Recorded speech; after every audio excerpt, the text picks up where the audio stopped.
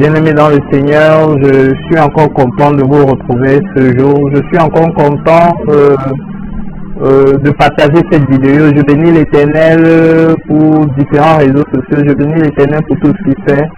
Je viens encore dire merci pour la prophétie de l'année qui court à son comble. Il reste encore quelques jours. Quelqu'un peut profiter de quelque chose de spécial. Alors je bénis Dieu pour tout cela. Père, je viens encore élever ton nom, je viens encore élever ta grâce, je viens encore élever ta faveur. Papa, en ce moment, Seigneur Dieu de gloire, que nous cherchons ta face, Seigneur, en ce moment qui couvre les fêtes, Seigneur, beaucoup cherchent ta présence, beaucoup cherchent te prient pour des différentes capacités, beaucoup prient pour que, Seigneur Dieu de grâce, tu les accordes de quoi manger, beaucoup prient, Seigneur Dieu de grâce, simplement pour la santé, Seigneur Dieu de grâce, mais toi, il t'a plu, Seigneur Dieu de gloire, d'inspirer un message afin que nous partageons, afin que tu nous expliques pourquoi le plus souvent nous ne bénéficions pas de toi. Papa, laisse que je m'efface, que tout esprit soit assujetti et que toi seul tu te glorifies au nom extraordinaire de Jésus-Christ de Nazareth. Amen. Je suis content de partager ce moment extraordinaire avec vous. Pendant que je priais, Dieu m'a inspiré sur un truc. J'ai toujours dit que le péché n'empêche pas Dieu de bénir, mais le péché nous empêche d'écouter Dieu. Ça dit que on est en train de te dire que bon voilà, monsieur, vous avez reçu telle somme. Votre nom est déjà indiqué. Maintenant, pour le recevoir, il faut faire ceci. Alors tu ne vas pas écouter les orientations pour le recevoir. Or, ton nom est déjà inscrit. Est-ce qu'on est clair? Je suis arrivé dans le stade en méditant de comprendre une chose qui est simple. L'amour de Dieu est réservé dans un principe. Pas dans une personne, mais dans un principe. Ça dit que Dieu a mis son amour en Jésus. C'est pour ça qu'il dit, voici mon fils bien-aimé, machin, machin. Maintenant, quand son amour est en Jésus, tous ceux qui sont en Jésus bénéficient de cet amour. Tous ceux qui sont hors de Jésus ne bénéficient pas de cet amour, bénéficient de autre chose. Dieu a créé le monde et il a aimé. Et il a mis ses bénédictions et ses faveurs dans le monde. Alors tous ceux qui font partie de cette création bénéficient de cette faveur. Tous ceux qui font partie de Jésus bénéficient de l'amour qu'il a mis en Jésus, de tout ce qu'il a mis en Jésus. Pas toi, mais Jésus. C'est à Jésus qu'il a donné son amour. Et de facto, tu reçois l'amour de Jésus. Est-ce que j'ai bien expliqué cette partie-là? Maintenant, pendant que j'étais en train de prier, et puis je disais à Dieu, mais Seigneur, nous voici, nous sommes en courant de fin d'année, il y a beaucoup qui ont reçu des prophéties, et toutes les prophéties ne sont pas encore arrivées à terme. Alors, Seigneur, aide-nous. Alors, il m'expliquait une chose que, comme vous l'avez si bien expliqué, toute l'amour est réservé dans un principe que Dieu a laissé. Comme j'ai dit, il a mis son amour en Jésus, il a mis son amour dans la création. Chaque chose avait un principe de base. Mais non, ça veut dire aussi que si les choses qu'il a dit, il a mis un principe.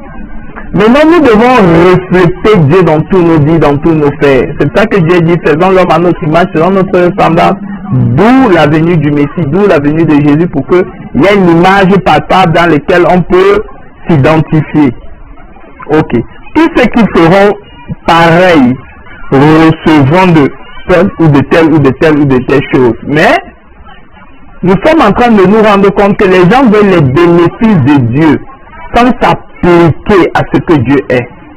Ça m'a traumatisé d'une manière. Pourquoi? Parce que quelqu'un va dire Seigneur bénis-moi.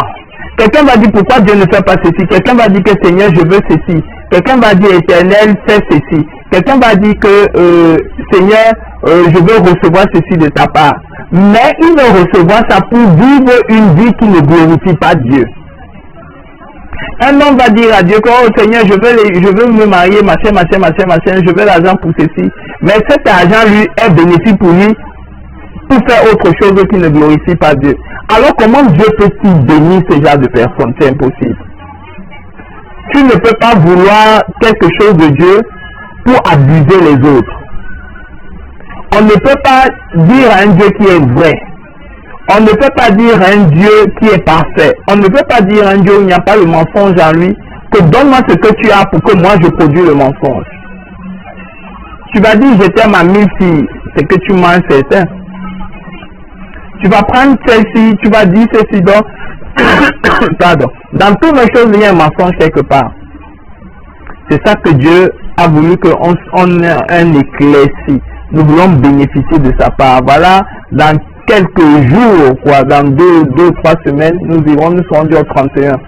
Donc nous sommes en train d'entrer dans une nouvelle année. Maintenant, pour profiter de ça, il faut qu'on revienne en nous-mêmes. Il y a encore le temps de profiter du renouvellement et des merveilles. Le renouvellement, c'est que tu as changé.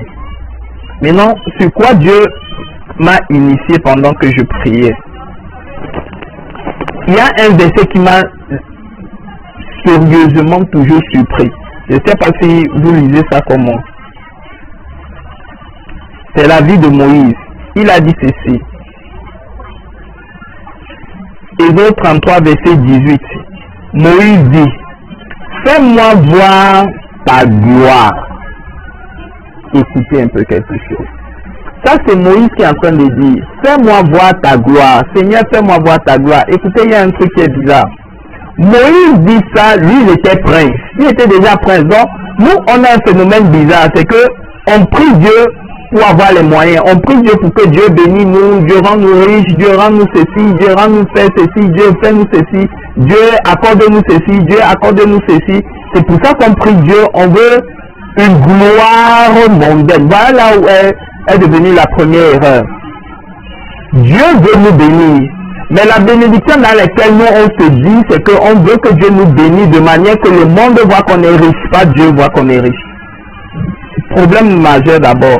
Maintenant, l'histoire de Moïse nous enseigne beaucoup de choses. D'abord que Moïse était déjà prince, il était déjà élevé. Aux yeux des hommes, aux yeux de ce qu'on peut donner comme critère actuel, Moïse était déjà élevé. Mais Moïse quitte de cette élévation pour chercher Dieu. Si on entre dans les thèmes pratiques, comme les pentecôtistes se disent, ah non, il a laissé la vie du monde, il est entré en Christ, ok. Même en Christ, on veut toujours que Dieu nous bénisse de la même manière que les gens sont bénis dehors. On va être riche, on va avoir les voitures, on va avoir ceci, on va avoir, c'est une bonne chose, mais c'est pas une priorité pour Dieu, mais c'est ce que nous on souhaite qu'on prie plus sur la bénédiction, ok. Maintenant, Moïse entre dans la vie chrétienne. Bon, pas dans la vie chrétienne, Moïse entre dans la marche avec Dieu. Dans la marche avec Dieu, il commence à être élevé. Il passe des étapes, il passe les 10 plaies, il donne les 10 commandements, il manifeste des choses extraordinaires. Il fait des choses spéciales. Il établit des choses extraordinaires. De ce fait, ça devient un homme important, un homme imposant. En d'autres termes, dans les différentes choses que il a voulu entreprendre, il a réussi. Parce qu'il s'est imposé. Maintenant, comme il s'est imposé dans ça, il est devenu grand, il a eu la faveur de Dieu dans différentes choses. Ok, on va dire que c'est déjà un grand ministre, c'est déjà un homme de Dieu parfait. Il a fait beaucoup de choses, beaucoup d'œuvres, beaucoup de grâces sont passées entre ses mains. Donc on a tout pour l'élever. C'est ça le truc. Maintenant, dans tout pour l'élever, on voit un homme que Dieu apparaît, Dieu fait beaucoup de choses au travers de lui, il est déjà respecté. Mais il y a une chose qui me turlupine, c'est dans cette gloire qu'il dit à Dieu que Seigneur, je veux voir ta gloire. Il est déjà grand, il était grand dans le monde, on l'a reconnu, il est grand dans la marche avec Dieu. Parmi les joints, il est devenu un géant. Et dans ces géants-là, il dit toujours à Dieu que Seigneur, fais-moi voir ta gloire. Donc depuis, il n'a pas encore vu la gloire de Dieu. Et il dit ça dans quel contexte? Les gars viennent de faire un veau d'or. Et il se rend compte que les gars qui ont fait le veau d'or, ils ont péché contre Dieu. Et il a même prié, il a même... Donc, beaucoup de choses se sont passées. Et après, il dit, il y a un problème. Et à cause de ce problème-là, alors Seigneur, fais-moi voir ta gloire. Maintenant, cette gloire-là qui demandait, c'était quoi? Et la Bible nous dit qu'à un moment donné, Dieu vient même nous dire que ma gloire là, que tu demandes, c'est ma présence, c'est les traits de caractère, c'est ce qui fait Dieu. C'est cette gloire là qu'il est en train de demander. Maintenant, c'est quoi? Jésus vient, il nous dit ceci. Oh, j'ai aimé. C'est ça que je veux partager. Excusez que je parle de cette manière.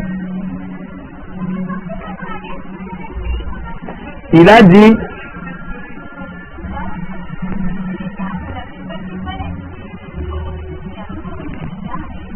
Jésus vient dans Jean 3, verset 16. Car Dieu a tant aimé le monde qu'il a donné son Fils unique, afin que quiconque croit en lui ne périsse point. Dieu en effet n'a pas envoyé son Fils dans le monde pour qu'il soit juge, qu'il juge le monde, mais pour que le monde soit sauvé par lui. Je ne sais pas si on est en train de comprendre. Je ne sais pas si on est en train de comprendre. Romains 5:8 nous dit, mais Dieu prouve son amour envers nous en ce que lorsque nous étions encore des pécheurs, Christ est mort pour nous. Moïse a connu tout ce qu'on pouvait imaginer dans le monde. Moïse a connu tout ce que ceux qui prient fervement en Dieu a connu en étant avec Dieu. Même dit à Dieu que je veux te connaître, je veux connaître ta gloire. Mais quelle gloire il veut connaître? Quelles que soient les versions de la Bible que tu lis, tu entendras toujours que cette parole-là n'est pas modifiée. C'est pas que, comme on dit que la Bible a eu beaucoup, a été interprétée. Donc ces mots ont d'autres connotations. Non, en différentes versions, on dit je veux voir ta gloire. Maintenant, la gloire de Dieu, c'est quoi? La gloire de Dieu, c'est son amour. La gloire de Dieu, c'est sa miséricorde. La gloire de Dieu, c'est sa présence.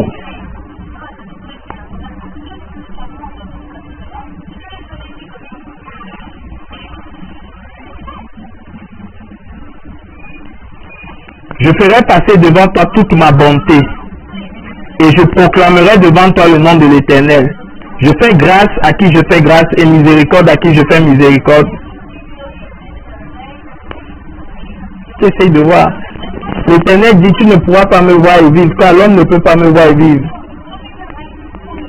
Quand ma gloire passerait, je te couperai de la main lorsque je retournerai. En fait, qu'est-ce qu'il dit? Ma gloire à moi. Ce qui fait de moi, ce qui me rend ce que je suis, c'est quoi? Ma bonté, ma miséricorde, ma grâce, mon amour. Dieu nous a tant aimés qu'il a envoyé son Fils. Dieu prouve son amour parce que là où nous étions pécheurs, il nous a aimés. Ok, c'est une bonne chose. Maintenant, depuis que toi tu es dans le Seigneur, tes prières c'est toujours que j'ai vu cet oin-ci, j'ai vu ce monsieur-ci méchant. Finalement, il a été découvert. Comme il a été découvert, qu'est-ce que ça t'a apporté? Ta prière est que tu es toujours en train de voir le mal de quelqu'un. Ta prière est que tu es toujours en train de dire quelque chose de négatif. Ta prière est que tu vois que la méchanceté de quelqu'un. Depuis que tu vois ça, qu'est-ce que cela t'a apporté? Mais la Bible nous dit ici que Dieu prouve son amour. Donc, il nous aime. Et lui décide de nous le prouver. Comment? Comme on dit que l'amour, pour connaître quelqu'un, il y a les manifestations, comme les mariés donnent les cadeaux à leur épouse et tout et tout. Donc, il y a une manifestation. L'amour a des manifestations, ce qui est vrai. Quelqu'un, il ne suffit pas de dire je t'aime, il faut manifester cela. Bon, ok. Lui, il prouve cela parce que nous, en étant pécheurs, c'est là où il s'est venu à nous. J'ai regardé la vie des 12 disciples. En réalité, aucun d'eux n'était parfait. Pierre était lui pécheur. Jusqu'à la fin, Jésus l'appelle fils de Jonas.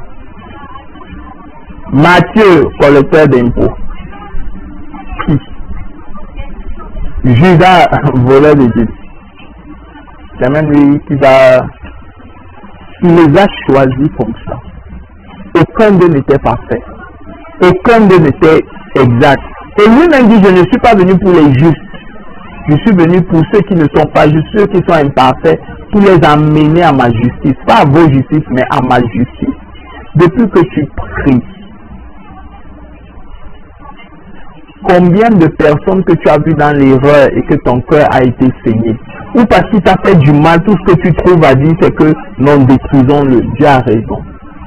Depuis un certain temps, je vois une forme de méchanceté pour ceux qui dirigent les églises. On les accuse.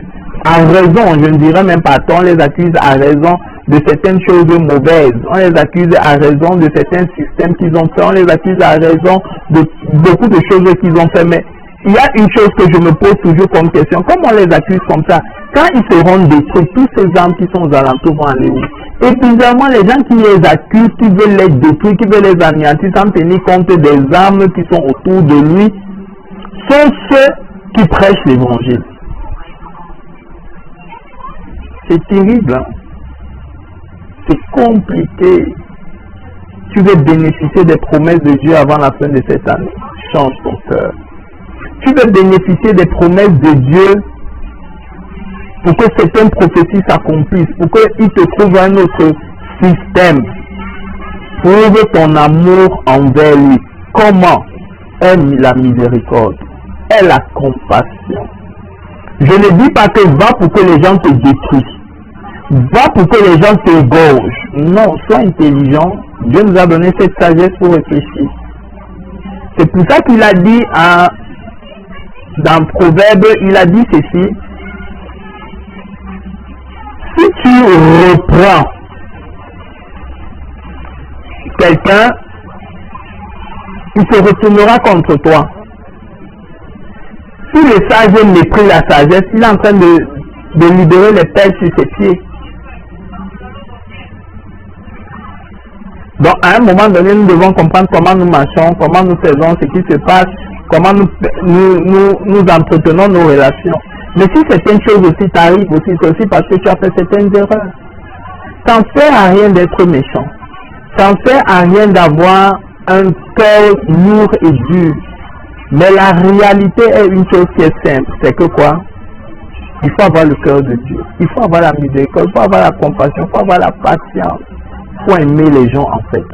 Mais aimer les gens ne veut pas dire que ces gens-là vont changer, ou ces gens, tu les aimes parce qu'ils vont changer, ou non, tu les aimes parce qu'ils vont changer ou vont changer. Tu les aimes parce que tu aimes Dieu. Et tu sais que Dieu les changera peut-être. Mais toi, tu les aimes parce que tu aimes Dieu. Voilà pourquoi lui-même il dit, la bouche qui bénit ne peut pas maudire. Voilà pourquoi il a dit, priez pour vos ennemis. Parce que c'est ce que lui fait. Que ça ne fait rien de saluer ceux qui te saluent. Tu n'apportes rien de nouveau. C'est ce que tout le monde fait.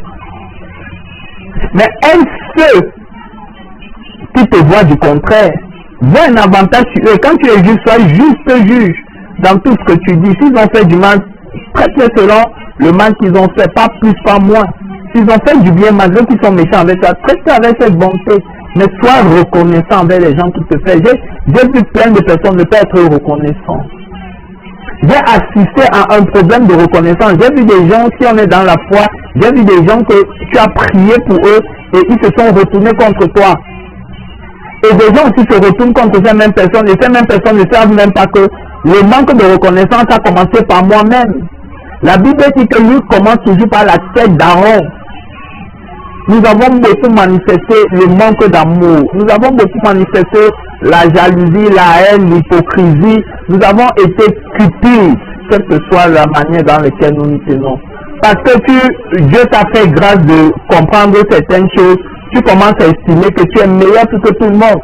Et tu méprises tout ce qui est autour de toi. Non, ça n'a jamais été ça. Christ était Christ parfait dans toutes ces choses. Mais il respectait tout le monde. Toi, qui tu respectes?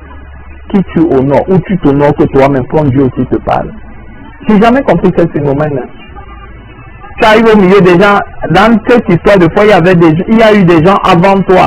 Mais depuis que toi tu es arrivé, c'est toi que Dieu parle plus que tout le monde. C'est toi qui connais mieux Dieu que tout le monde. C'est un problème.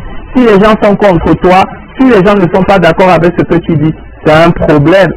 Et tout ça là ne glorifie pas Dieu. Dieu a dit, ma bonté, ma grâce, ma miséricorde. En fait quoi? Mon amour. Je prouve mon amour par ma bonté. Ma bonté a été faite comment? C'est-à-dire que pendant que vous étiez mauvais, je vous ai aimé, j'ai envoyé quelqu'un pour vous sauver.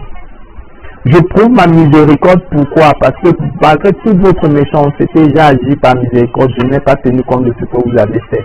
Combien d'entre nous peuvent dire que c'est ce qu'ils font autour d'eux?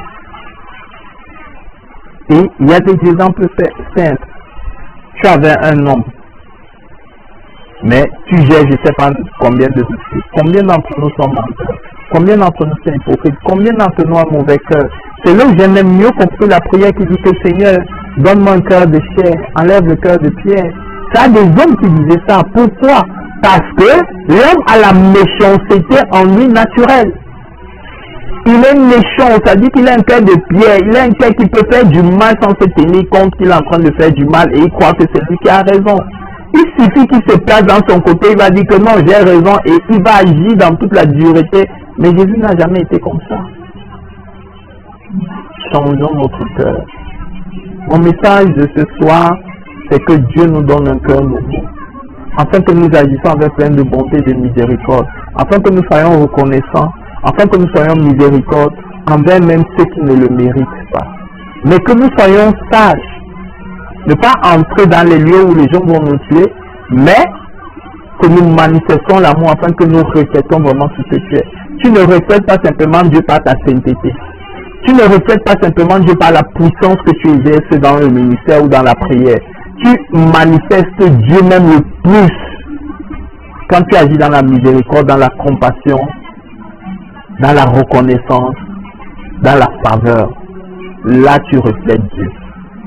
Alors je prie qu'avant le 31 décembre, que beaucoup de choses soient changées, que beaucoup de systèmes soient changés, que les cœurs de beaucoup soient touchés, afin que nous reflétions vraiment Dieu. Soyons tous bénis au nom de Jésus.